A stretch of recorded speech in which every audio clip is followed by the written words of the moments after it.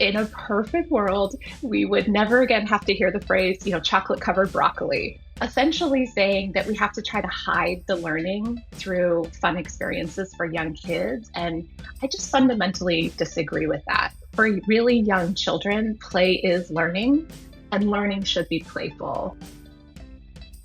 Bonjour! Welcome to White Walls! My name is Mathieu Penaud. I am a product manager and learning experience designer, passionate about the role of design and technology in education and learning.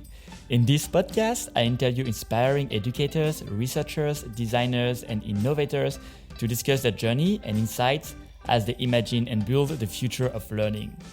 If you enjoy the show, please share your favorite episode with fellow parents and educators, and make sure you don't miss our next guest by following White Walls on your favorite podcast platform, or even better, by subscribing to White Walls' free newsletter on Substack. Thank you for being part of the conversation, and now, your episode. Hi everyone! Today on White Walls, I am thrilled to welcome Dr. Jody LeVos, a true champion for early childhood and play-based learning. Jody currently serves as Chief Learning Officer at Begin, where she leads curriculum design and pedagogy across a family of beloved learning products, including Omer, CodeSpark, Little Passports, and Learn with Sesame Street. With over a decade of experience designing early learning experiences across digital apps, toys, books, and other media, she's brought her expertise to some of the most iconic brands in the industry, such as LeapFrog and Mattel. With a PhD in developmental science and numerous peer-reviewed publications, Jody blends academic depth with real-world impact. Whether she's designing curriculum, leading world-class teams of learning experts, or shaping research strategy, her North Star is always the child and the power of play to unlock learning, growth, and confidence. She's also a dedicated advocate for parents and educators, having contributed to major platforms like CES Kids at Play, Psychology Today's Science of Play series, and the American Academy of Pediatrics Screen Time Summit. In this episode, we will discuss the role of play in early childhood development and her approach to developing curriculum for play. We will also talk about parenting at the age of AI, a topic that is very critical today. Jody, thank you so much for being here. Welcome to White Walls. Thank you so much for having me. It is a pleasure to be here. Same here. We will start this conversation with rapid fire questions.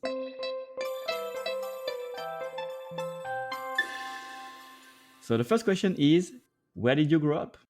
In Canada, Northern British Columbia. And where do you live now? I live in Oakland, California.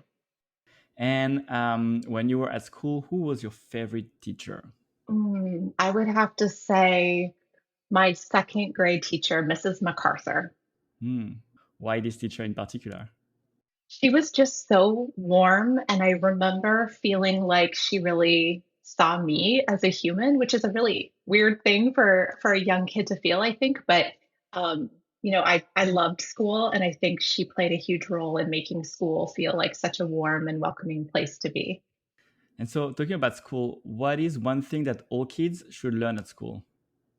To see themselves as problem solvers and lifelong learners, that learning isn't about getting a certain grade on a test or about moving to the next grade and sort of putting that curriculum behind you, but rather that school is just the beginning of what should be a lifelong endeavor to learn. So I would love for every kid to really see themselves as problem solvers, because we've got some pretty big problems to solve. That's for sure. And what is one thing that all adults should learn at work? To play. Play is not just something for kids. Play has been characterized as the opposite of depression, not the opposite of work.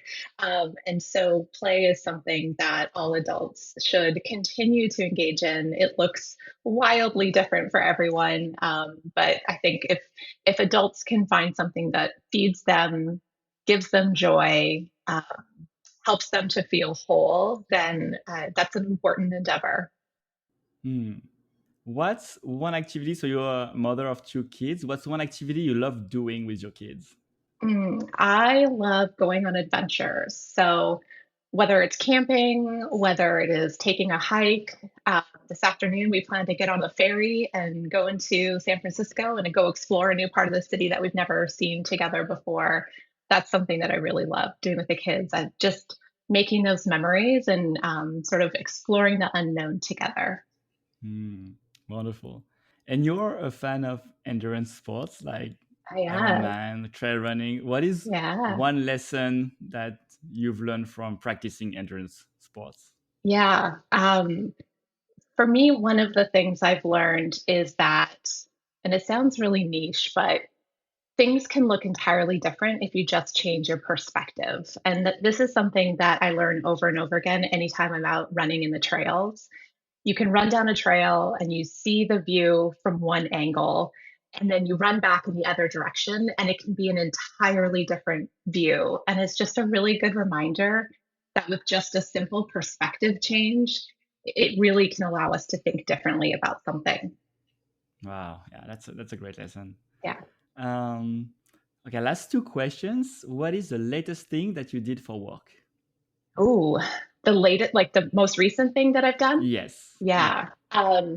Well, one of the things we've been working on is prototyping a tool for early childhood educators. And we got it in front of some educators yesterday afternoon for a focus group.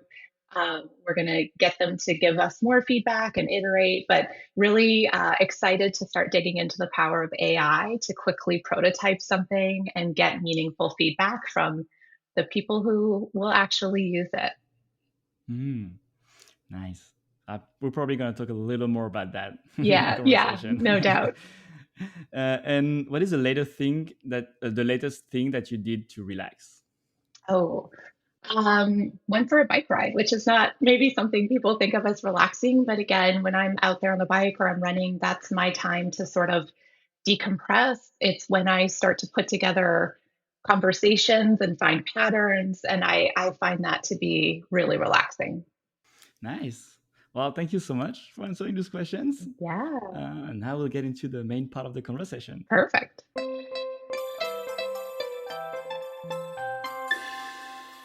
So my first question is, as always, the same: is how do you feel when you reflect on your journey from where you started to where you are now?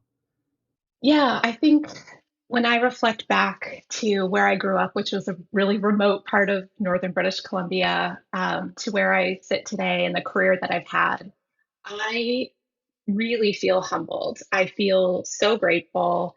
I'm a little surprised as to where I've gotten. There was really nobody in my life growing up that had a career, anything remotely similar to what I'm doing. And so when I reflect back, I really have so much gratitude for people who maybe saw something in me or took chances on me or mentored me, gave me opportunities to extend, what I've learned in my education into industry, right? And designing products for kids and getting those products into hands of parents and teachers. And so when I reflect back on my career trajectory, I truly am grateful. I'm so Hmm. excited to be here, and it has been just a dream come true, really. Yeah, Yeah. yeah. Can you think of a pivotal moment in your career that kind of started this path for you? Yeah, absolutely. I remember an exact moment. I was sitting in my office on the UC Berkeley campus. I was there as a visiting scholar and a postdoc. And I had been looking for jobs as a professor, and I wasn't finding anything. It was the height of the recession. And I was pregnant with my first child. And so I had sort of had this moment of like, what am I going to be doing? I have this PhD, I have all of this research, nobody's hiring. What am I going to do? And a friend and colleague of mine, we were in the same research lab. She knocked on the office door, and we started talking about this. And she said, "Oh, you know what? You should really go for coffee with this person who had been in our lab and had left. She had graduated and she had gone and gotten a job. You should talk to her and find out how she made that leap from academia to industry." And so I did. I reached out. I had coffee with this woman. She described her job. She was at LeapFrog at the time. And when she described her job and what she did as a learning designer, I remember like my jaw just sort of hitting the floor and telling her that she had described my dream job that I didn't even know existed. And about a month later, she emailed me and she said, "You know what? I really miss academia. I have a chance to go back. would you be interested in interviewing for my role? And of course, I said yes. And I interviewed for the role, and I got it, and the rest is truly history. But that one moment of someone suggesting that I connect with another human, that I have coffee with somebody who had done something different, changed really everything for me. That's so interesting that you kind of switched places. Yeah, Yeah. exactly. Yeah, it was so perfect. So she went back, she became a project manager for research studies that really kind of fed her soul. And I, got into designing toys, which was something that I didn't know would be an option for me and was truly life-changing. Yeah. Have you ever Yeah. felt like you wanted to go back to research, or you feel you want to stay No, in the yeah, industry space? I'm incredibly happy in the industry space. Research is still a big part of what I do, and I know we'll talk about that. It's a different kind of research, and I every once in a while still sort of engage in the peer review process. But no, I have zero regrets. Awesome. So to talk a bit more about yeah, what you do, which is I mean a lot, but leading research like user research, but mostly designing curriculum and toys and expert learning experiences for children and families. What is your vision of the role of play in early childhood development? Yeah, I mean, I would love to see a world in which play is the first thing that we design for. It's the first thing that schools integrate into their days, and that everything else is sort of fit around that play experience. Because for young children, learning and play are synonymous. So, in a perfect world, we would never again have to hear the phrase, chocolate covered broccoli, which is a phrase I heard very early on in my career, which was essentially saying that we have to try to hide the learning through fun experiences for young kids. And I just fundamentally disagree with that. For really young children, play is learning, and learning should be playful. They are not, diametrically opposed. They are not two ends of a spectrum. They should not be in conflict with each other. And so what I would love to see is that we truly take play seriously when we're thinking about supporting early childhood development.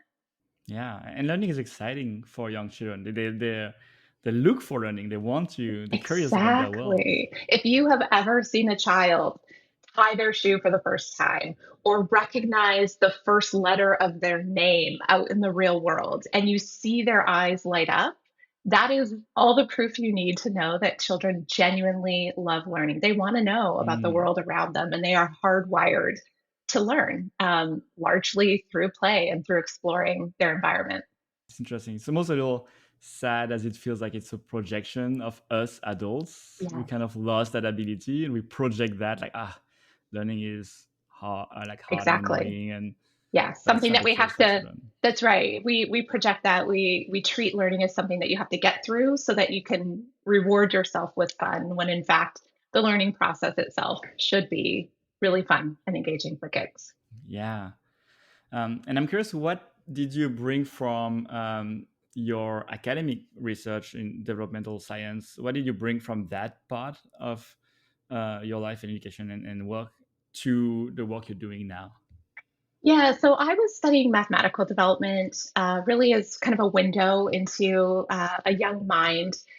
And so I was looking at how the context in which children are exploring mathematical concepts can impact their development of sort of schemas or ideas. And so specifically, I was looking at children's understanding of the equal sign, which sounds very niche, but walk with me for a second.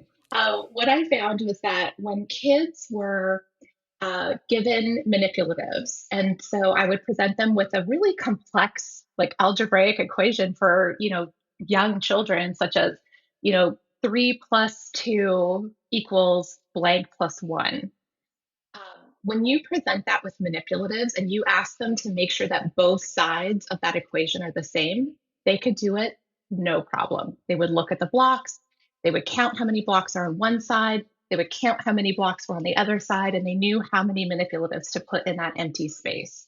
When you give them the exact same equation with symbols, they would answer with either an add all or an add to equal strategy. So they interpreted the equal sign as meaning the answer comes next, or there's math. I have to add up everything and put it on the line.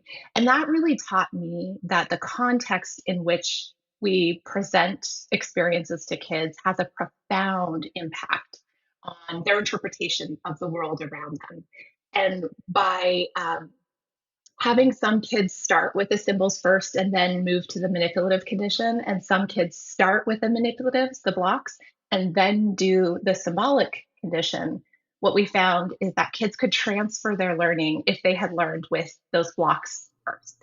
So if they had played Mm. with the blocks first, if they had figured out how to crack the code and solve those equations with the blocks, then later when we gave them, really recognizable worksheet with the same or similar problems, they remembered what they had learned when they were playing with the blocks, and they solved it correctly and had a much more holistic view of algebraic expressions and the equal sign. And we're talking about really little kids, early elementary school.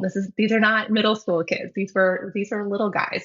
Um, but when kids started with the symbols, of course, they just brought with them this misunderstanding. And so that has influenced my entire career. It's been about how do we find the right conditions? How do we find the right playful experiences to present children with concepts that might be really tricky and maybe even seen as advanced for their age?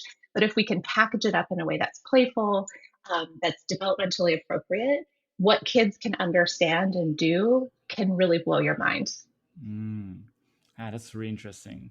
Is that natural progression or like stages of learning that helps you progress from one to the next? And if you skip Yes. one, you're kind of in trouble. Because it also reminds me of my conversation with Mathilde Serioli on this Yeah. podcast, yeah, Yeah. who was talking also about these windows of developmental stages. That if you miss one, it becomes much harder Right. to learn certain things Yeah. that were where your brain was like optimal for learning it at this Yeah. moment That's right. of That's your right. Yeah. development. Yeah. And then that leads me to that question of when you design toys or digital experiences, which in that case it's even I think more complicated, is how do you account for um, the prior knowledge of the kids using it, or yeah, the previous experiences they've had in how they'll be able to interact um, as expected or get like the learning outcomes that they want Yeah. from these experiences. Yeah. Well, that's where, at least with digital experiences, the technology can really shine, and it can allow for that personalized learning, right? If we understand where a child is sort of at in their learning journey, where they're having success, then we can scaffold the experience from there. Um, and if through sort of gameplay with hidden assessments, we see that maybe a child isn't quite there yet, then we can adapt the curriculum, right? We can make it a little bit easier, or we can go back to those underlying concepts that maybe they haven't quite grasped yet, and get them where they need to go. And so digital experiences are really great for that. It's a little bit harder when we're designing, tangible hands-on toys and games. But one of the things we really aim to do as we're designing those experiences is to create different levels of play. So even if we're talking about uh, hands-on kit and activities that maybe parents and kids can do together, we try to think about that activity as something that maybe has one, two, or three different levels. So depending on where the child is at, or depending on how much sort of scaffolding and support the parent is providing, there's ways to kind of level up or level down the gameplay to meet kids where they're at. Yeah, that makes sense. It's interesting because when I asked the question, I thought it might be a little harder for digital solution, because in my mind I was thinking of how do we catch up with those hands-on experiences that kids may have not had if Mm, you're like straight away on a digital device. right. It's true, like yeah, it's kind of easier to adapt. But then you if the kids did not have this hands-on experience, how do you um, make up for that? Yeah, we don't know, right, what kids have Yeah. done before they open an app. And that's why I think it's so important to either ask the parent, which is something that we do with Homer. The first time a parent downloads Homer, we have a series of questions to really try to understand where their kids are at. And we take the compilation of the parents' answers along with the child's age and sort of algorithmically place where we suspect that child is on the learning path with reading specifically. because we just don't know what experiences the child has had prior Mm. to opening that app. But we also think about tangible play experiences as an opportunity to transfer what kids have learned from that digital experience. So, transfer is like the gold standard in education. If kids can take something they've learned in one context and show that they understand it in a totally different context, that's really magical. And so, one of the things that we've been thinking a lot about at Begin is how do we make sure that we're designing digital experiences so that kids aren't on those too long, that they're being introduced to new skills, they're allowed to practice, we can assess how they're doing, but then we're actually designing for the kids to put that digital experience down and go do something in the real world or go do something through hands-on play. So that's another sort of exciting avenue that we're exploring. And talking about this adaptability that you can have with technology, knowing that you're working on products that have such a large audience, you are working for children that have diverse styles and preferences in the way they learn, interact, play. So how do you design experiences that feel relevant and inclusive and engaging to that broad range of learners? Yeah, it's definitely a fun challenge. I would say the short answer to that is a lot of kid testing. And so we do a ton of kid testing, mostly virtual. As you can imagine, post COVID, we've really adapted how we do a lot of kid testing. Prior to that, everything was in person. And there's pros and cons of both approaches. What has been really nice is creating this database of families from all 50 states.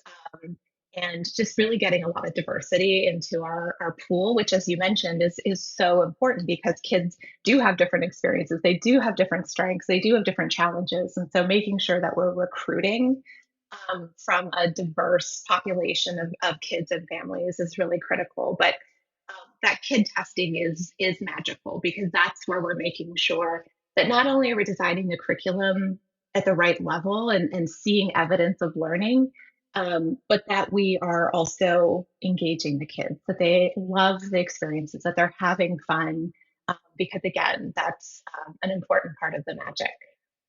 Yeah. I'm very curious about the details of that um, kind of online user research with kids. How does it look like? Do you record the screens? Do you have videos of them interacting with your products? Do you have someone? I mean, if it's online, I imagine not. Like, is it more like qualitative research? Do you get some quantitative also collection of data? Like, Yeah. concretely, how does it look like? Yeah, it's pretty low tech for us, meaning we don't currently use a platform that does simultaneous camera and screen grabs. So it's a little bit scrappy how we do it. So typically, what we do is we require the family to have two devices. One that we can talk to the parent and we can see what the kid is doing, and then the other device that the child is, of course, actually playing on. And if we have the right camera angle, we can see all of that. We can see what the kid's doing. We can see kind of where they are in the app. We certainly can hear what's happening. And so the parent is there, unless the child is on the older end. But we typically deal with young kids, and the parent is right there as well. And so we're asking the questions. We're trying to get, looking at both what they're doing, but also how they're emoting. Are they fidgeting? Are they looking away? Are they clearly bored? Are they leaning in? Are they laughing and giggling? Do they want to play again? Like we're looking for all of those clues. But we Mm. do, of course, also have, analytics on the back end. So that's another important piece of answering your original question, which is how do we make sure we're designing, engaging experiences for a wide range of kids? And so that's an important piece of the puzzle as well. In addition to kid testing, it's going back to the data and looking at our kids replaying the games, where are they dropping off? How can we make sure that we're designing experiences that are at the right level? Which is another critical piece, right? If games are not in your sweet spot, if they're too hard or if they're too easy, then that is not an engaging experience. So it's really about putting all of those pieces together, whether it's the watching the child's behavior, talking to the parent, getting their perspective, or looking at the data and the analytics. When you put all of those things together, you get a pretty good picture that you're on the right path. Yeah. And do the parents sometimes get in the way? I don't want to say that in a negative way, but like kind of influence the kids' experience when you're doing that research? I'm very Yeah. curious about how you handle that, like the presence of the parents and how they might interact, or jump in or do those kind of things while the kid is Yeah. interacting. It can be hard because I think kids can be brutally honest, which is good. Parents maybe less so. Parents maybe want to answer for their kid, or they want to maybe soften their child's feedback if the feedback is not, glowing. And so we really do try to just let the parent know that our feelings aren't hurt. Like we really want to hear from the child. So wherever possible, we encourage the parent to really just be there for technical support and let the kid tester, the professional kid tester, kind of manage the conversation. Obviously, if the child has a need, needs to stop and get some water, the parent is also there for that purpose. But generally, we try to make sure that that interaction is primarily between the researcher and the child. And then, of course, when you do in-person kid testing, it also depends. Is the parent in the room? Is the parent comfortable with just the kid in the room? Is the kid comfortable? So we really have to adapt to all of those different dynamics. Yeah, Yeah, definitely adds a complexity it there. does. Yeah, kid testers have seen it all for sure. Yeah, and another important and difficult question in that space is, how do you measure outcome, especially when you're looking at outcomes that are not tangible, like creativity and confidence and this kind of skills that you want to develop in children. Do Yeah, you have some ways to measure that? yeah, those are tricky ones. Less less in terms of standardized assessments, but indirectly through things like parent anecdotes. We do a lot of focus groups and talking to parents, asking them questions like, do you see evidence of learning? Is this product, do you see some signs that your kids are growing or changing?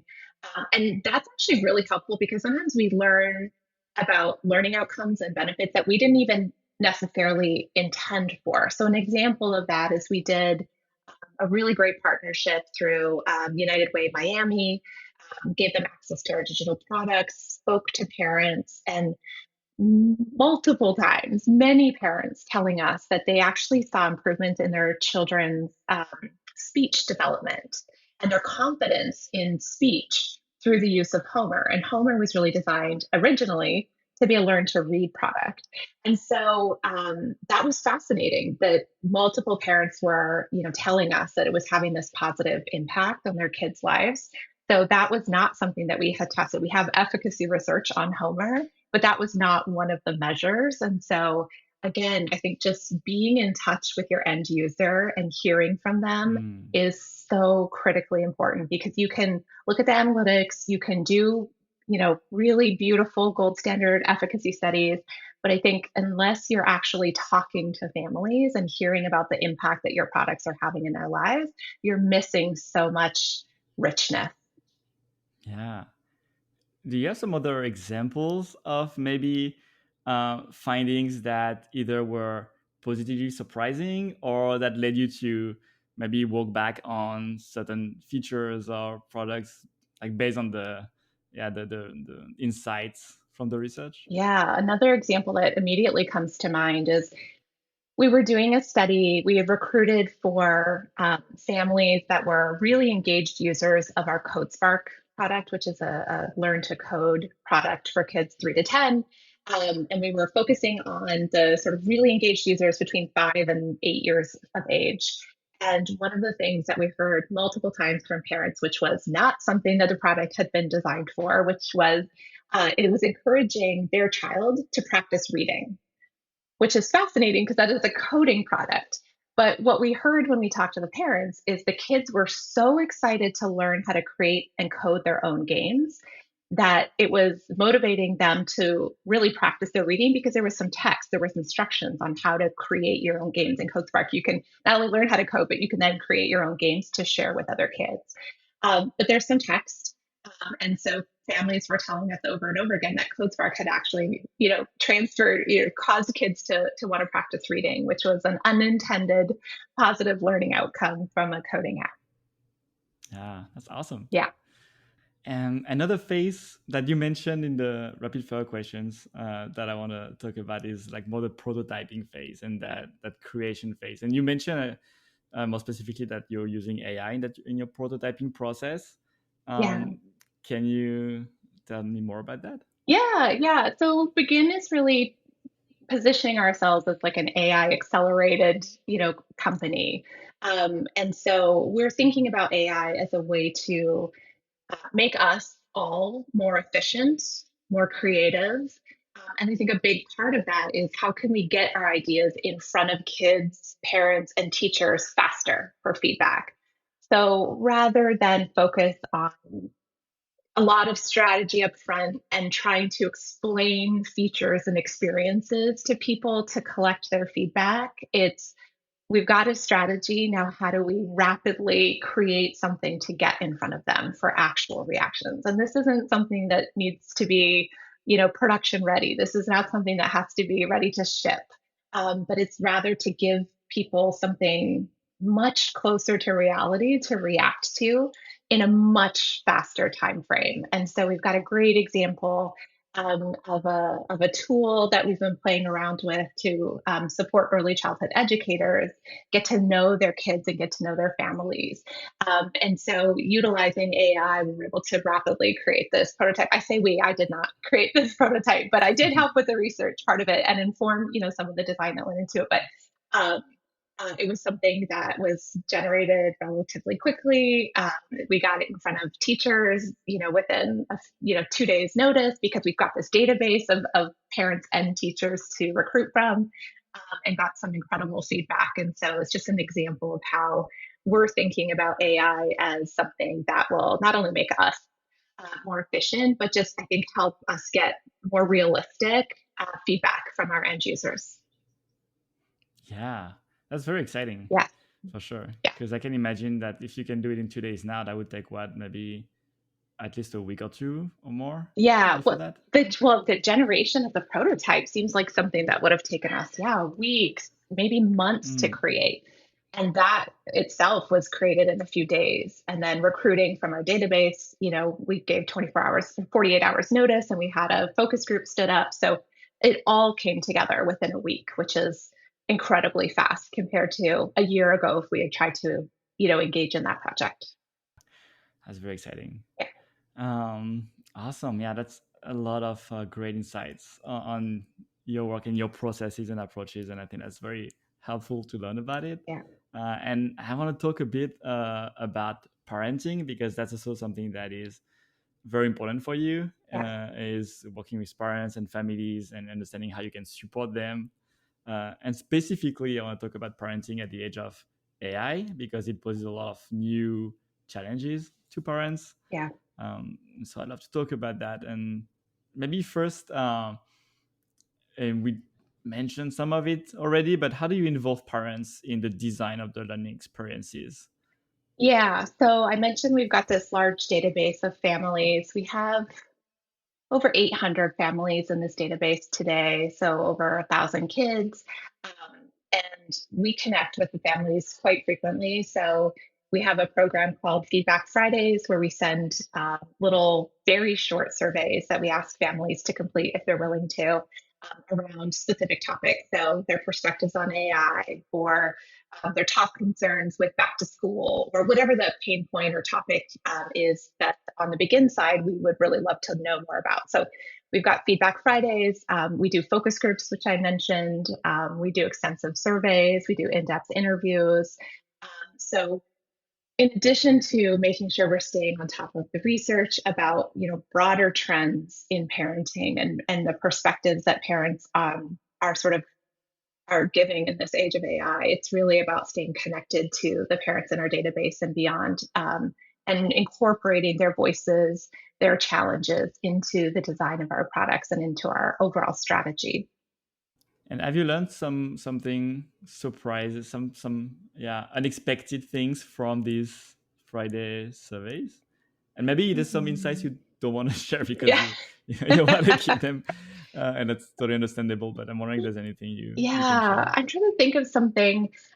I don't think this is a surprise, but one of the things we have been doing is really tracking parents' perspectives of AI over time because we had a hunch that, as AI evolves rapidly, parents' perspectives would likely also evolve. And so it has been really interesting to kind of chart that change over time. And so um, I think that's been really interesting is really getting that pulse check at numerous time points and watching it change.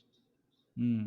Is it going towards more confidence in AI or willingness to try? Or? I think yeah, I mean, what we're seeing is more of an understanding at the parents level of what AI is, and therefore more openness about how AI could potentially help their kids. Whereas even just 6 months ago, it was I don't want any part of AI. I'm overgeneralizing, of course, but generally the sentiment, even just 6 months ago, was much more adverse. And a lot of it was because maybe they weren't even as comfortable with AI or what AI meant or what AI could look like in a product.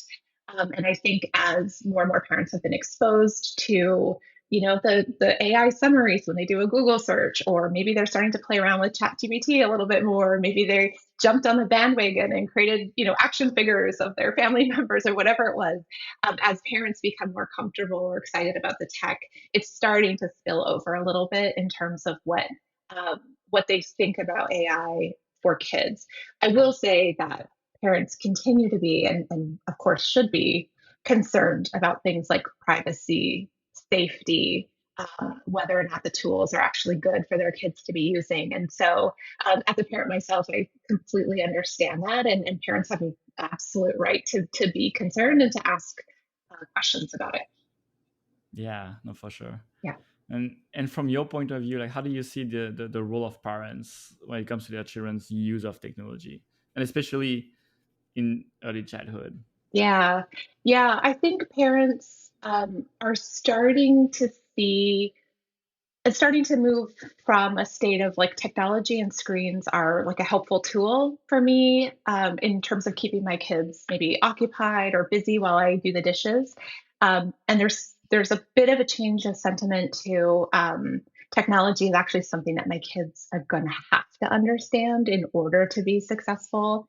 And so I think there's that slight change happening that screen time is not necessarily just a means to an end, I should say, it's not necessarily just like a helpful tool and maybe even a distraction, but it's more something that this is not going away. And maybe there's even some positives in this. Maybe there's advantages to my child sort of feeling comfortable with technology. And then in terms of the parent's role through all of this, I think the role is more important now than ever before to maintain and foster and support and increase human connection. As we continue to live in a world in which technology is advancing really quickly and so much of our socialization happens virtually, the need for human connection is more important now than ever before. Yeah, oh, totally. And what are some concrete like habits and behaviors that parents can implement at home to kind of foster that relationship and avoid some of the maybe traps that can come with that um, increased use of technology? Yeah.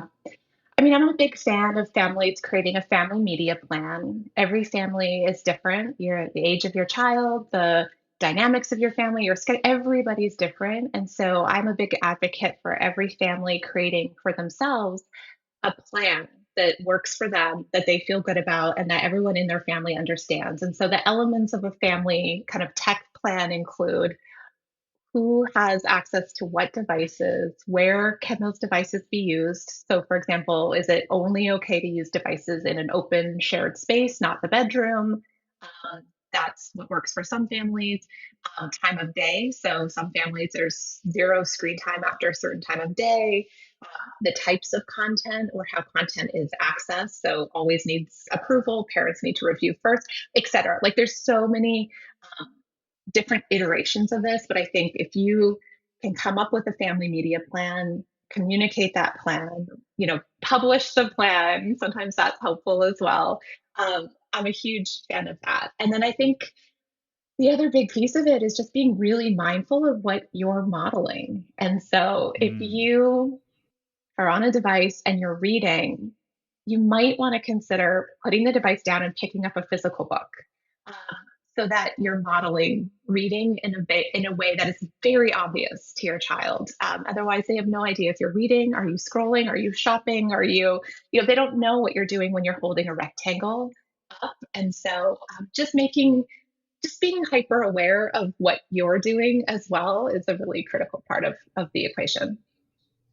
Yeah, that's a very good point. I never thought of that. That any other activity you do, your kids kind of know what you're doing. Yes. But if you're on your phone They have or your no tablet or idea. anything, they Yeah. don't know what you're They don't doing. know what you're doing. And so it just looks like you're spending a lot of time on that rectangle that maybe they're not allowed to have as much time with. And Mm. so if there's any of those activities that you can do off the screen, such as reading, I highly encourage that, because then that models the behavior, the positivity that you want to see your kids engage in. Yeah, that's very interesting.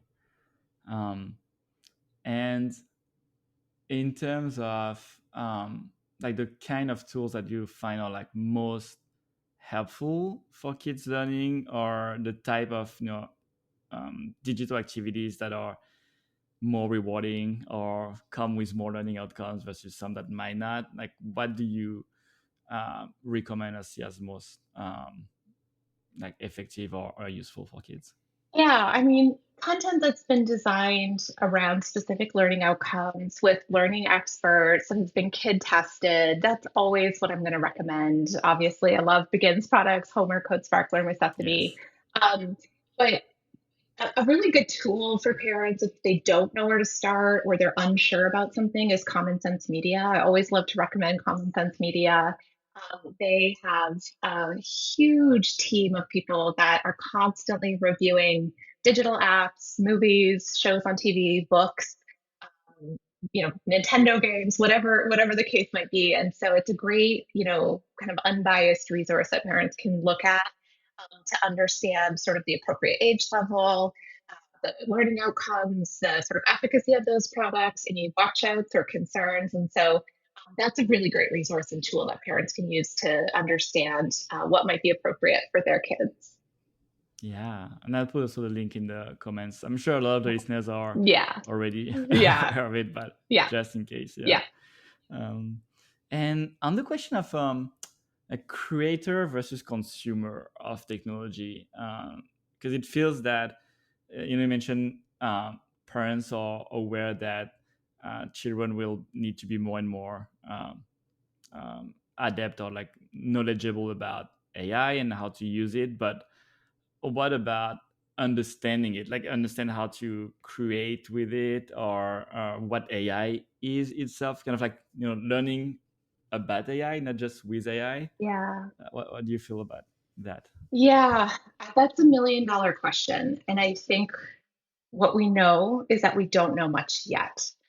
So when you think about how AI works, and you ask the average adult to explain AI and large language models, um, there's a wide range of answers and there's limited understanding. And you can imagine then, how do you actually teach young children about how AI works, and how to use it carefully? So where I think we're starting to understand the appropriateness in terms of teaching kids about AI, in my mind, is about teaching kids how to ask great questions. It's about Hmm. curiosity. It's about kids beginning to understand that the way they phrase questions impacts the answers that they're going to get. And it's about teaching them to really think critically about the information that's coming back to them. And critical thinking is something that um, is really important as we scale up and as we start to be inundated more and more with algorithmically based content. Um, the ability to understand where that content is coming from, why you're seeing it, is just essential for us to teach young kids. So I think it really starts with helping kids understand how to ask great questions and how to think critically about what they're reading and seeing. Yeah, that comes back to what you're saying about what is one thing kids should learn at school, right? It's like problem solver and Yes, critical thinkers and exactly. yeah, And how to use information. So yeah, it's all related. yeah. And I have to say, even though I feel I'm pretty knowledgeable about how AI works, it still feels like magic. Yeah, When I it use does. it, I'm still Yeah. like, how is that even possible? Like, it's just Yeah, insane. agree. I think even for AI engineers themselves, like that's one of the problems too, right? It's like we Exactly. still don't fully understand how it works and how it gets to Exactly. those results. Exactly. So to Yeah. expect a child to understand that, I think is unrealistic. Also, it's worth noting that a lot of these AI tools, they're not designed for kids, right? They're designed for grown-ups, um, likely a certain niche set of grown-ups. And so as we think about AI tools, specifically AI tools that are directed for child use, it's imperative that we start asking questions around how are these tools being designed? Who are they being designed for? How do we incorporate kids' voices? How do we make sure that kids are safe? And all of these questions are still so new and fresh, and I don't think we have great answers yet. But it's really important to remember that this is not a technology that was designed with young kids in mind. Yeah. Yeah. Because I see some more like education being more present in the companies developing the large language models like OpenAI and Anthropic. They typically yesterday they released ChatGPT 5 or Hmm. GPT 5. Yep. Um, and there was a whole. It's funny because I watched just a little bit of the presentation, and I happened to arrive at a section where we're talking about how it can be used for education and how it can create like interactive models to learn about certain physics concepts. Yeah. And that's interesting how it becomes central to the way they develop the models. But it's definitely for older Yeah. That's right. students. That's It's right. definitely not for younger children. Yeah. That's right. So I feel that's why we need um, companies to do that work and adapt Correct. it to younger children. Yeah. Um, and maybe to look back to some of the things we said, I just hope that we also find some ways to get back to use that for also more hands-on activities. Yes. Find a way that we don't stay stuck on the screen, but even using these new tools in a way that we can create those blended learning experiences. Yeah. I agree. Yeah, I agree. And kids are so creative. And so, how do we provide them with the tools to let their creativity flourish, um, as opposed to, what we tend to see, which is the creativity kind of start to decline as they get further and further into school and they're sort of rewarded for getting the right answers, which inherently sort of takes the creativity out of that thinking process. And so, might this be a time in which we're generating experiences and we're encouraging behaviors that allow kids to explore multiple answers and multiple options, getting back to the original, when we talked about earlier on, which is helping kids see themselves as problem solvers and lifelong learners, not just answer achievers, and kids Mm, who are getting, a certain grade in school. yeah. And talking about school, how do you think that will redefine the role of schools? Wow, that's a I mean, huge it's a big question. question. Yes. Yeah, yeah. Well, I mean, I think the first question is, what does success look like in the future? Mhm. Is success just, not just, but is success always going to be about getting a certain degree, and getting a certain GPA? Or is success going to start looking different? Is success going to be about something that you create more of a portfolio model? Is success going to be about the number of real world problems you've helped to contribute answers towards? I think if we start to ask the questions, about what does success look like in the future, then we can start backwards engineering the schools to create those outcomes. Because right now, I think schools by and large are designed to get kids through a curriculum, ideally with a high enough GPA that they can go on to another school and get through that curriculum with a high enough GPA that they can get a piece of paper and then go get a job.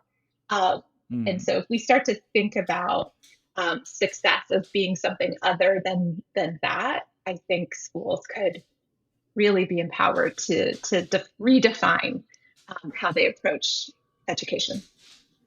Yeah, awesome. Yeah, almost like a whole society Yes. mindset shift. Mindset shift. Yeah. Exactly. Yeah. Awesome. Well, thank you so much, Jody. It's such a great conversation. I have one more question. Sure.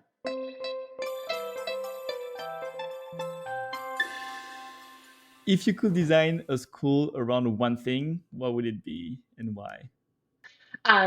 Curiosity. I think curiosity is going to save us. I think helping children see themselves as lifelong learners is absolutely critical. Helping children learn to ask great questions and be rewarded for asking great questions, again, instead of being rewarded for getting a expected answer, is so critically important, especially in this age of accelerations, in this age of AI. We were talking earlier about being able to understand that the questions and the prompts that you give the AI tool has such a big impact on what you receive back, and being able to evaluate the usefulness of that. I think comes back to curiosity. So if I were to design, school and change schools around one thing, it would be curiosity. I love it. All right. Thank you so much, Jody. Where can people find more information about you and your work? Yeah, that's great. So I have some articles, as you mentioned, on the science of play on Psychology Today. Of course, I'm on LinkedIn as well. So Jody LeVos, you can hit me up there. I'm also on each of the 10 podcasts that Begin has on the website called Let's Begin. You can also find it on Spotify or wherever you get podcasts. So take a look for me there. And then, of course, I have a fledgling, largely neglected Instagram account called @PlayMattersPhD. So if you want to check that out. And then, of course, beginlearning.com for all of the work that we're doing. Yeah, I'll put all the links in the description of the episode. Thank you. And also, we didn't mention it, but you have a big role at the Children's Media Association. Yeah, well, I'm more of an advisor at this point. I helped to start the Bay Area chapter of the Children's Media Association with just some amazing colleagues and friends. And I served as vice president for a couple of years. So now I'm more of an advisory role, but it is an organization near and dear to my heart. If anyone's in the area, please consider joining up. We'd love to see you at one of our many events. Yes, and I plus that for sure. Awesome. Awesome. All right. Thank you so much, Jody. Really appreciated the conversation. Yeah, of course. My pleasure. Thank you for having me. And I'm really excited to be a part of this.